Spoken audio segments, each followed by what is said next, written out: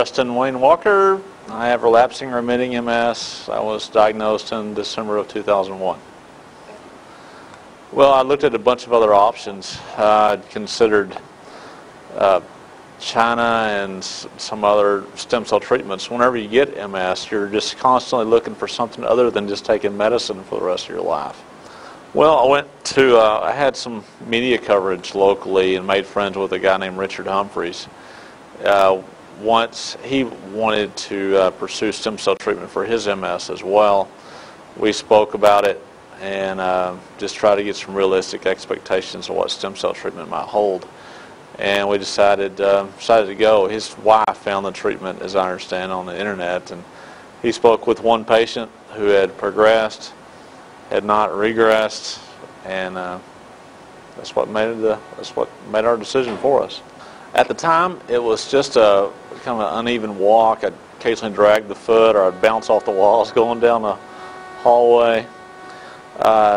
Fatigue was really bad, and it eventually developed into fatigue, depression, that walk, a cognitive cloud, and really it's kind of really somewhat of a processing speed. You know what you want to say, but you can't verbalize anything. It's just it's kind of a disconnect between the brain and the motor muscles. At one time you need to sleep, or I needed to sleep, about 8 to 10 hours a day, and then you start getting to the point where you need to sleep closer to 12 hours, and really it's kind of a pretty poor quality of life for a guy with a couple of kids and a wife and career and all that stuff. So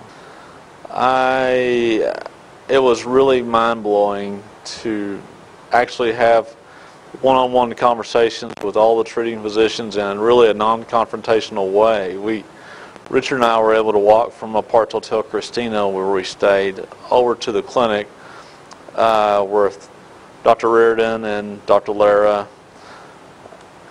I think Nocera was there, Dr. Roger Nocera, at one of the last meetings we'd had. And we could just go in there, and once we got in the lobby, we started speaking with one of the doctors. Pretty soon we're joined by the rest of them in the clinic at the time.